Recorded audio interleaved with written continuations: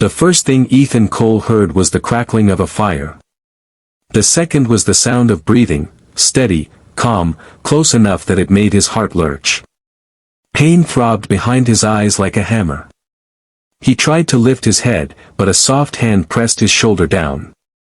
"Don't move," a gentle voice whispered. "You're safe now." Safe. His mind swam. The last thing he remembered was riding through the canyon searching for lost cattle, the sudden storm, the rattlesnake he never saw coming, and then the world dissolving into darkness. When he finally forced his eyes open, he found himself staring up at a young Apache girl with eyes the color of warm earth and worry shading her face. She leaned back slightly, relief settling across her features. "Good," she murmured. "You're awake." Ethan blinked, trying to gather his bearings. His throat felt dry as dust, and every limb felt heavy. The fire beside him flickered against the canyon walls. A small shelter of branches covered them from the rain that still pattered lightly above. The girl offered him water. He drank, slower than he wished, because his hands trembled. She watched him closely, as if trying to decide whether he would live. When he finally found his voice, it came out rougher than he expected. "What happened?" She hesitated. "You were bitten. A rattler. Right leg. You collapsed before you could pull your gun." Ethan's breath hitched. So that was why his leg still burned like fire. "I treated the wound," she continued. "I sucked out the venom the moment I found you."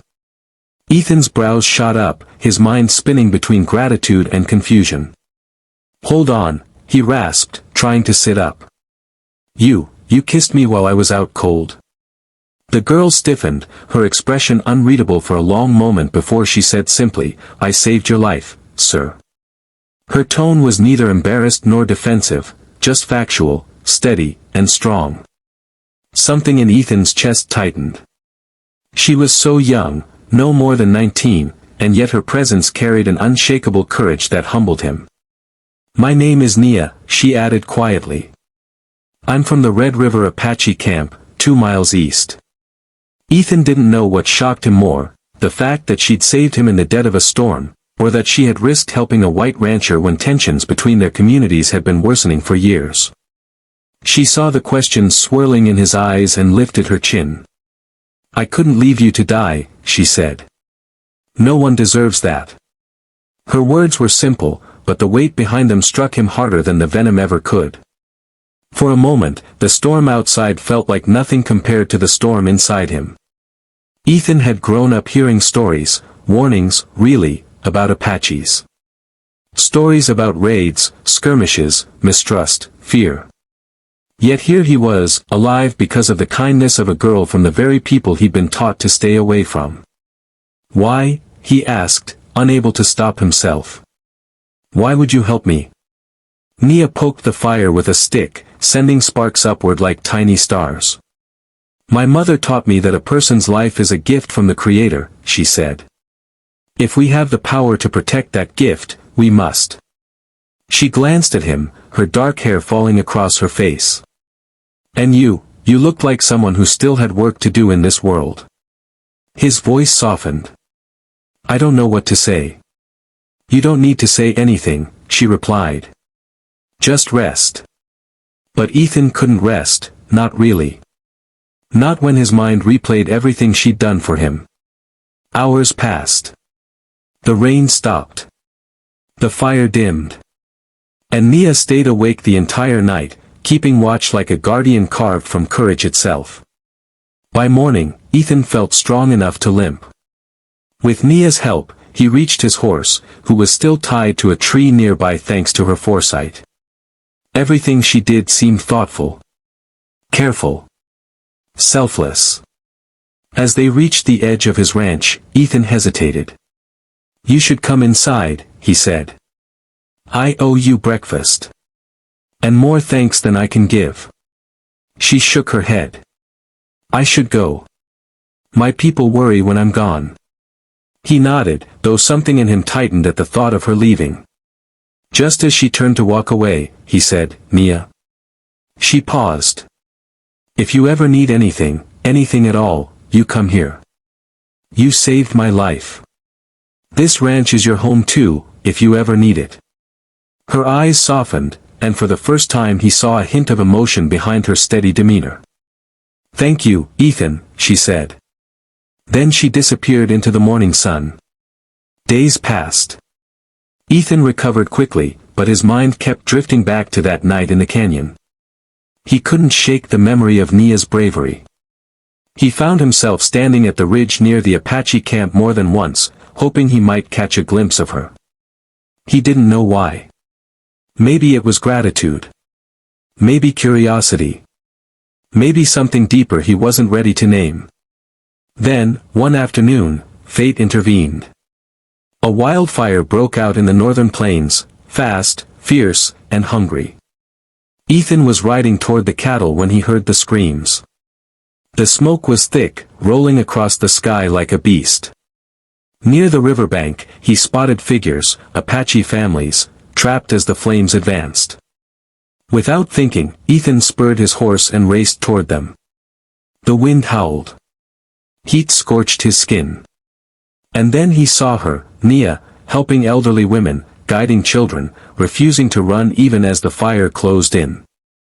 Ethan, she gasped when she recognized him. You shouldn't be here. I'm not leaving you, he said. Tell me what to do. There was no time for fear. Together, they herded everyone toward the narrow gap between the rocks, a natural firebreak. Ethan rode hard, pulling people onto his horse. Nia led children through the smoke, shielding them with her shawl. Flames hissed, lighting the sky orange. Twice Ethan thought they wouldn't make it.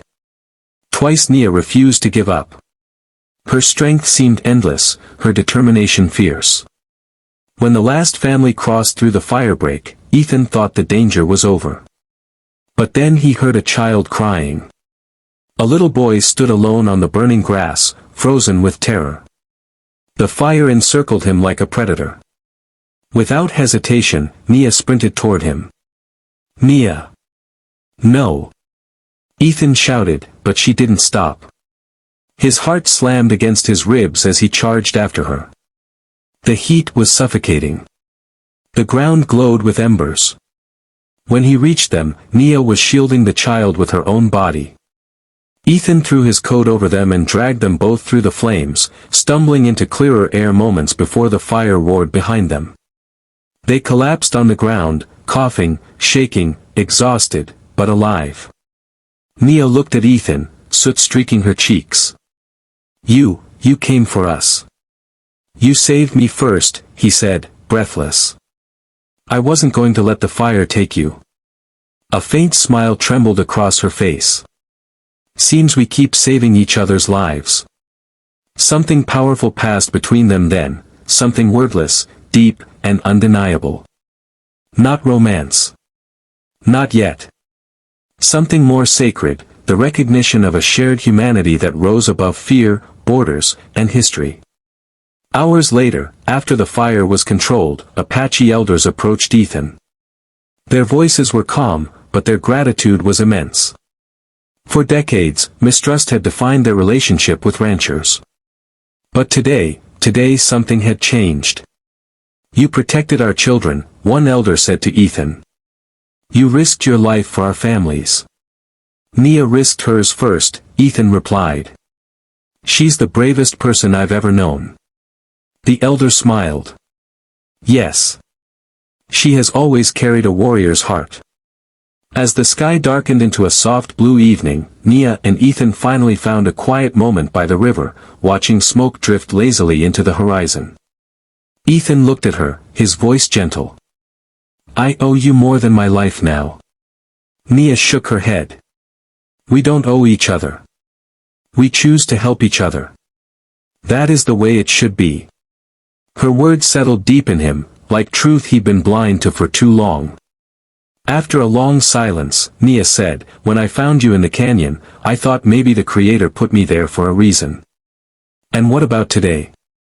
Ethan asked softly. She glanced at him, a quiet strength in her eyes.